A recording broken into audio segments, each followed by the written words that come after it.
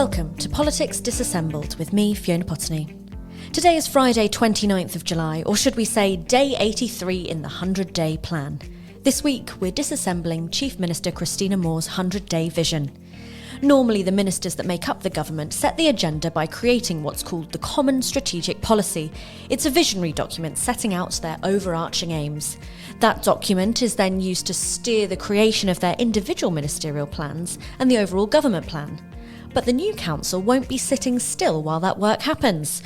Deputy Moore has set a 100-day plan of 18 key goals. Of course, getting all those done might be a stretch, given that government departments are already working on business plans set last term. But the new crop so far appear determined to stay on track with their Get Jersey Back on Track plan. To help focus minds, Broad Street has now been flooded with 100-day plan posters. There's a new logo in civil servants' email signatures, and the Chief Minister even admitted on Twitter that she has a screensaver timer too. So what's actually in this plan?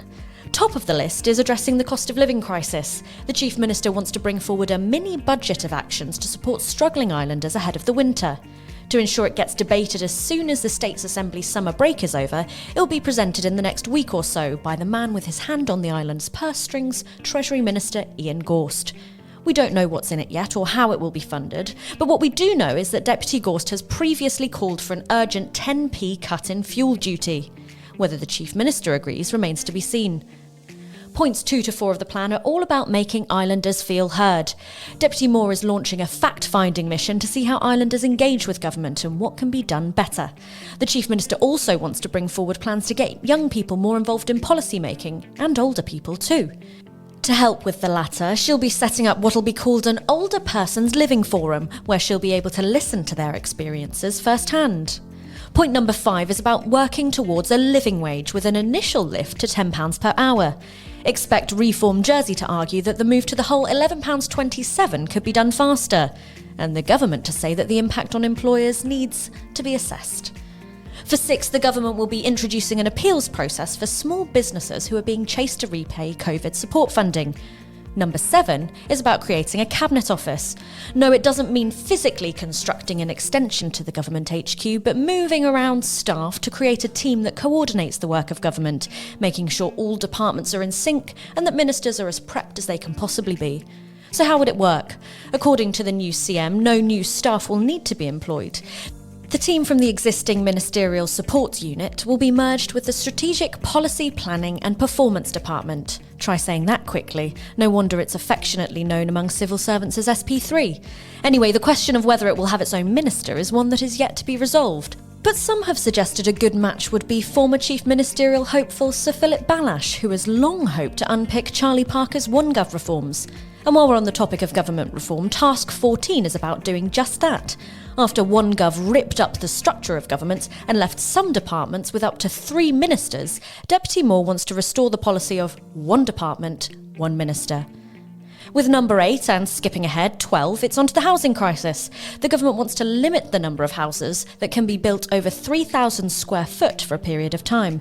They've also pledged to bring forward plans for more prefabricated homes in Jersey. For 9, it's the £800 million hospital project.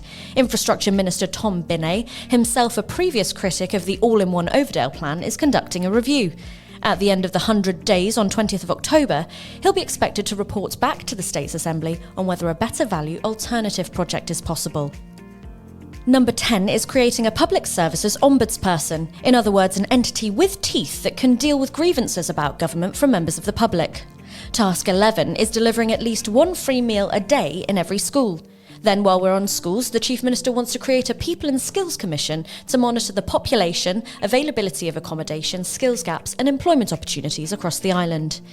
15 is bringing forward plans for free period products for all islanders. It comes after Deputy Moore got politicians to agree that all period products should be tax-free back in April. 16 is a pledge from ministers to ensure they have a clear plan for the year ahead by the 100th day. And last but not least is bringing forward a plan to open a cultural centre in Jersey to celebrate the mix of identities across the island and bring different communities together. So who's keeping an eye on these plans? Well, that's the job of scrutineers, who are currently being led by Reform Jersey leader Sam Mezek. And of course, Express's top team of journalists will be covering every step. So make sure you stay up to date by signing up to our free daily news email and subscribing to our weekly podcast. That's all this week from Politics Disassembled. More from me, Fiona Potney, and the Bailiwick Express team soon.